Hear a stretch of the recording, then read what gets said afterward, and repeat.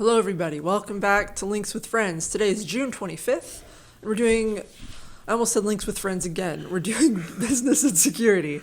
And don't forget, Links with Friends is going to its own channel. Yes. If you haven't already followed there, you should go follow there because everything else will be posted there from now on. And buy a lovely mug or t-shirt or sub or whatever. I don't care. Yeah, we're not your mom. Do whatever you want to do. But we'd appreciate it if you go sub there. But do it now while you can still transact in US dollars, because who knows how long that's going to last. Microsoft isn't done cutting jobs yet. Report says that sales roles are next on the chopping block because, the products are going to sell themselves because they hold you hostage with their operating system, which we can help you with at forum.level1.com. And this one is obvious, but again, it's the same. Let's just point it out. Andy Jassy says that AI will shrink Amazon's workforce in the coming years, according to CNBC. And he's not talking about the warehouse workers, although he is talking about the warehouse workers. But he's also talking about the Amazon cloud monster, EC2 and AWS and all of that. More automation, more AI controls.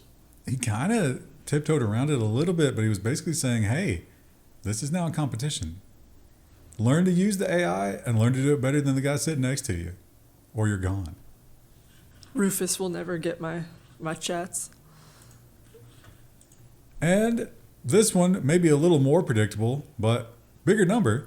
Intel will lay off 15 to 20% of its factory workers, memo says. This is worrying because those folks are the things that make the things that people actually want to buy.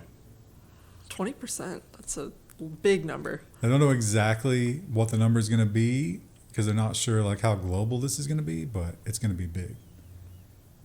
Oregon, this is from Oregon Live, so they must have a facility there.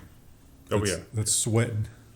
Yeah. Well, and then they're getting their Arizona facility online. It's just like couldn't you send the folks from Oregon to Arizona? Because isn't the Arizona facility ramping up? Are those different people? I mean, some of those people might not want to move, but you could probably move some of them. And Wall Street Journal has summed it all up and added some others that I didn't have time to put in, but it sounds bad. Biggest companies across America are cutting their workforces. And not just tech either, because AI can replace just office workers at this point. You don't have to work directly with the technology. It's bad. And if you watched yesterday, we were talking about how the Genius Act will now allow stablecoins to be developed. They set out some guidelines, which means that almost anybody can create a stablecoin if you have the infrastructure and the capital to back it up. Well, guess who has that? Walmart and Amazon are exploring issuing their own stablecoins because in this compressed economic situation, that 3% that Visa and MasterCard are taking would be eliminated entirely if they issue their own stablecoins. Even better, though. Right now, if I'm having a bad experience at my grocer, I'll just go to a different one. But if I've invested in Walmart coin, I'm going to go to Walmart because I've got Walmart coin. And I have to pay an extra 3% anywhere else. That's going to be devastating for rural areas. What if Dollar General? Clover Valley coin. Oh. Clover coin. Clover coin. Oh, we should get clovercoin.com right now if we don't already have it. Yeah. If it's not taken. I really do like the idea that this is an existential threat for Visa and MasterCard. They need to be taken down. Yeah, lot of notches. But it's like we were talking about last week where it was like there's two sides and I kind of want them both to lose. Like that's... It's bad either way. I agree that the banks, they've been screwing us for a very long time. But just swapping that out for a new assailant? Yeah, is that really the beating will just continue? I don't understand. Or maybe Daddy Bezos will be a little more gentle. And Napster. They're still out there. But what year is it? They're a shell of their former selves, and they're really just a name at this point. But they're doing business and maybe doing it wrong. Napster and Sonos sued for millions in unpaid royalties.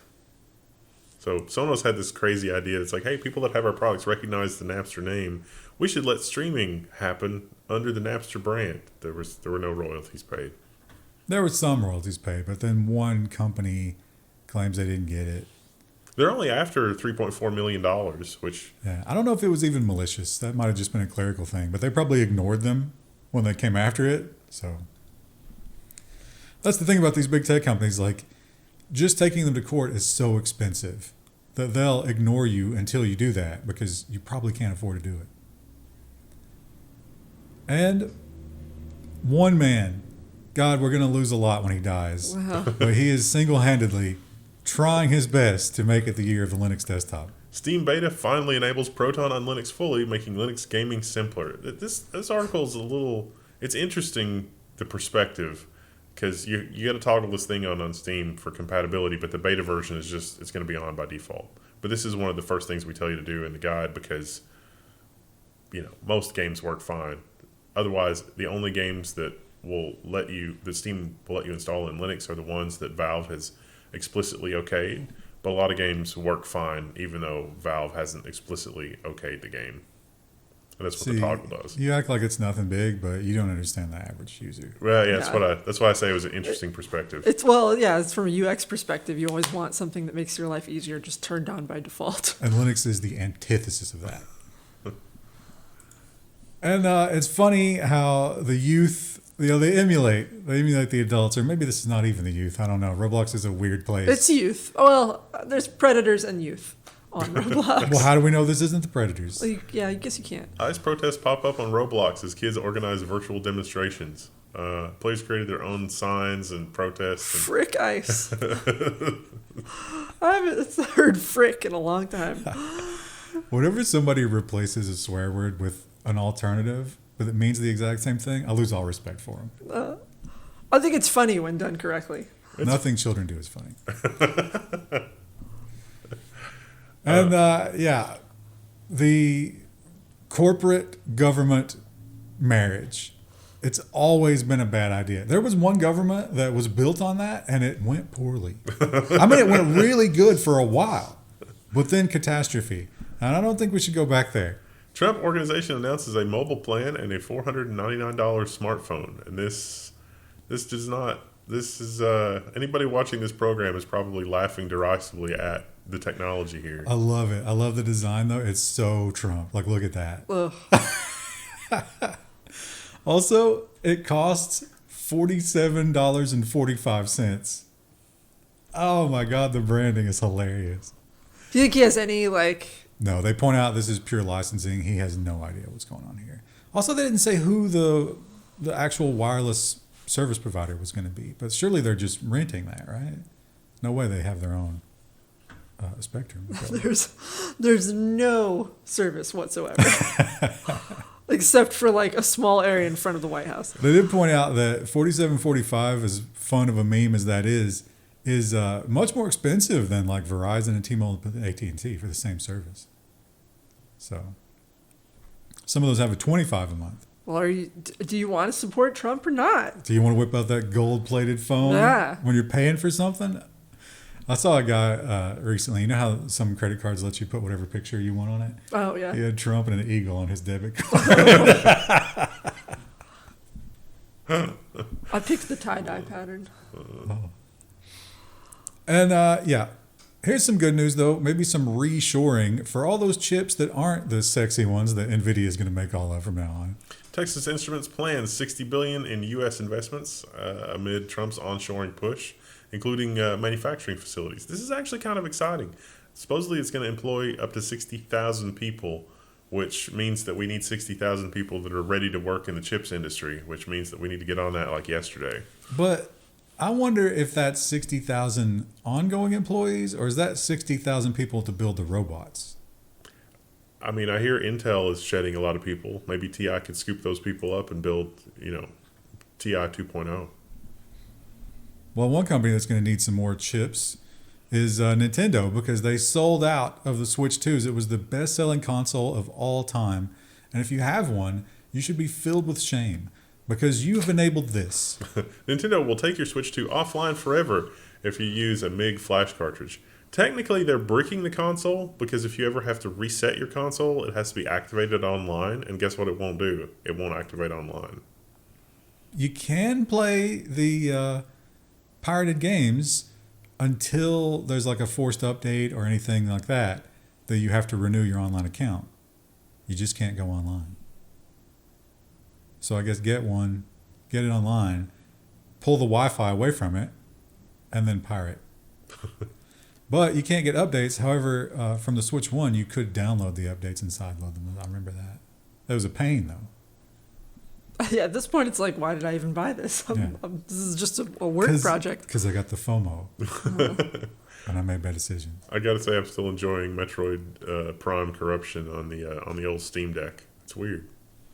I didn't think you could get that game for the Steam Deck, and yet it's fine. It's great, even.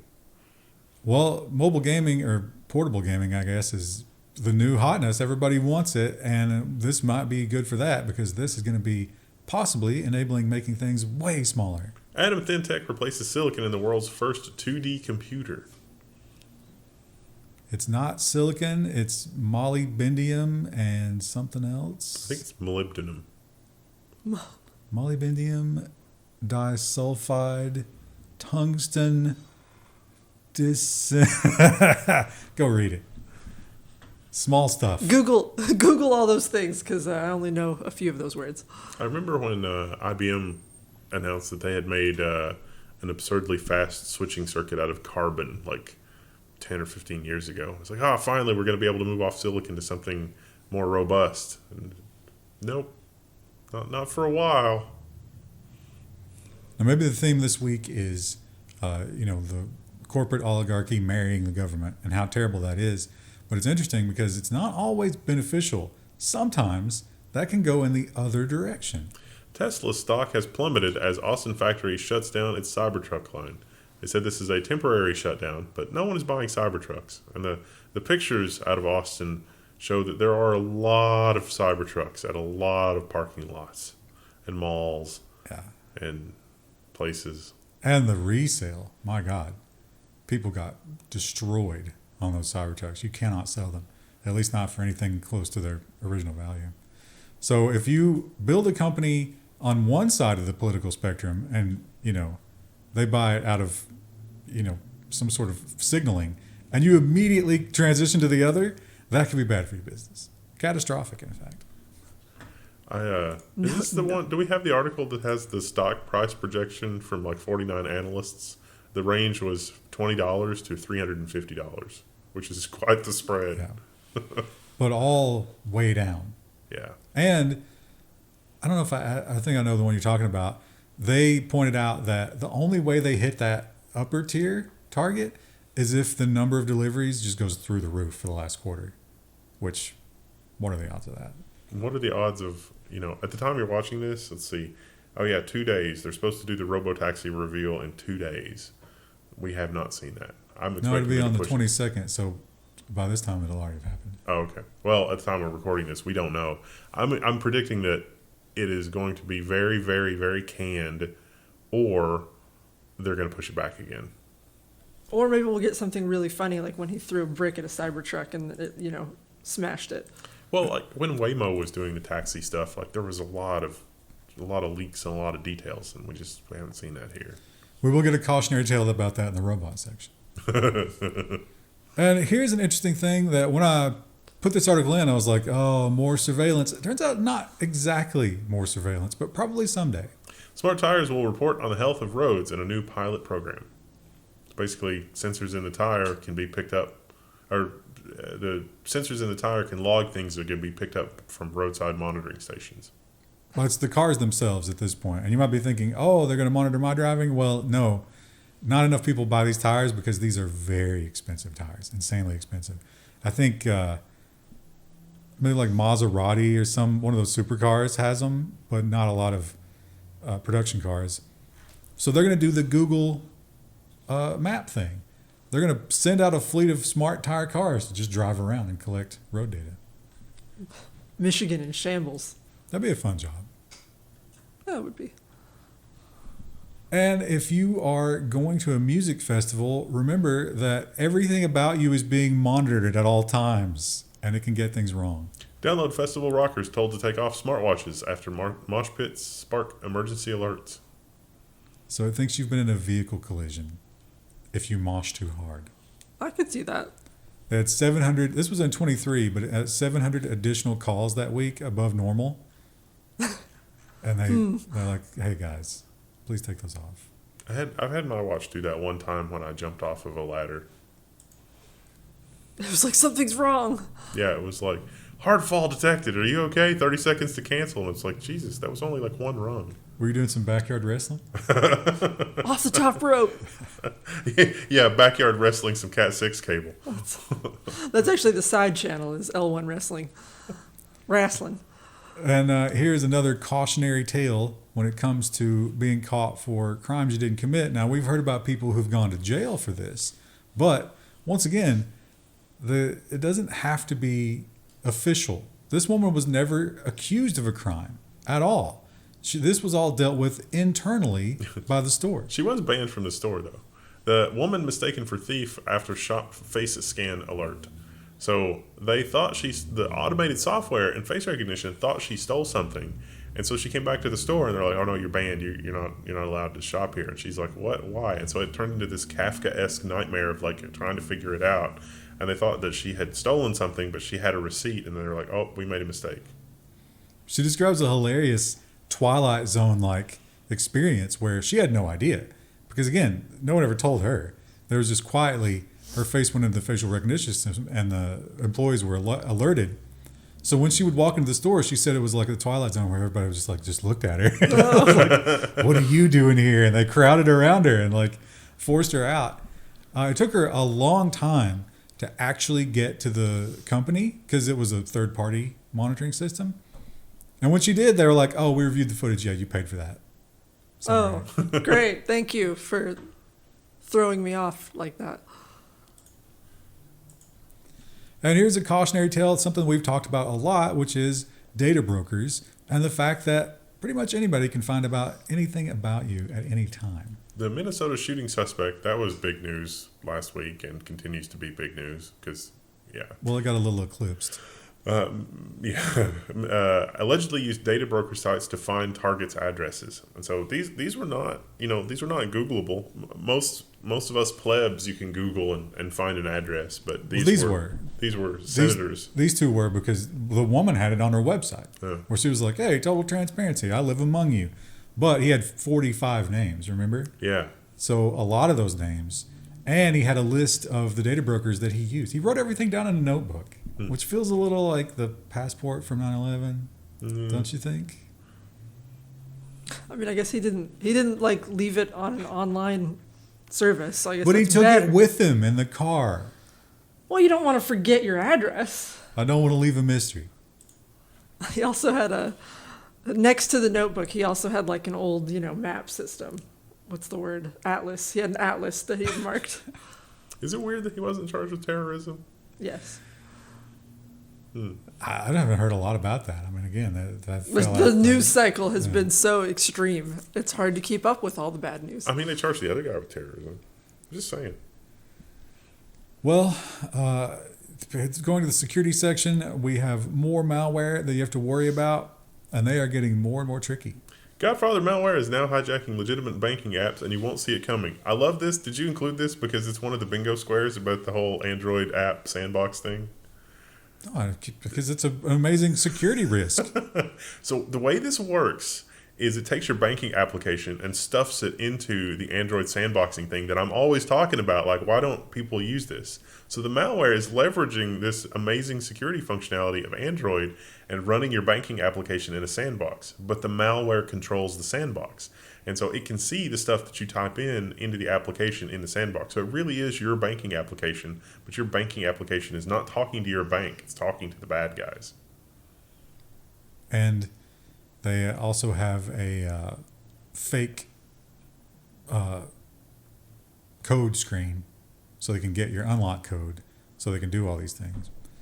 So, yeah, it's pretty terrible. How about don't use apps? That's the only answer, unfortunately. And the fact that how are they going to get you in the first place? How are they going to find you? Well, maybe they're going to have a nice big list to look through. Forbes' headline is 16 billion Apple, Facebook, Google, and other passwords have leaked. Act now. It's like, oh, where did this come from? Apparently, it's just a bunch of malware scraping thing. It was only open briefly, but researchers were able to get it. Hopefully, Troy Hunt gets his hands on this, and it goes into Have I Been Pwned, and we can see the extent of the crazy here, because the entire Have I Been Pwned database is only 14 billion records, and this is 16 billion records. But this does seem like it was just sort of cobbled together. from all the other leaks. It's not necessarily new, but it is convenient. And they are also looking to mess with the ad system, because in the ad system, much like a lot of modern browsers, they truncate parts of the URL and mobile. I hate that. And there's a good reason to hate it. Address bar shows hp.com, but browsers are displaying scammers' malicious text anyway. So they feed it at the end of the URL. They give it this extra parameter here, which will then render a search result, which this is, obviously this is just what you searched for, but old people don't realize that. And not just old people. I know people get upset about that, but listen, demographically, Usually, they're at as risk. a rule, there are exceptions to the rule. So you click on that ad, you see this screen, and you're like, oh, let me call up Microsoft. Well, that ain't Microsoft.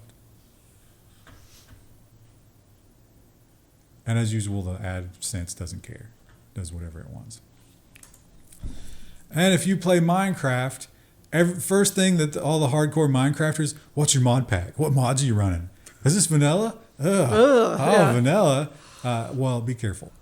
Stargazers use fake Minecraft mods to steal player passwords and steal a lot of passwords. The malware's, for Java malware, is very impressive. It was able to steal your Discord credentials and then use the Discord API to export things from Discord, your Google credentials and stored cookies and a whole bunch of stuff off your system. Yeah, the exfiltration was Discord webhooks. And antivirus did not detect it. That's so hilarious.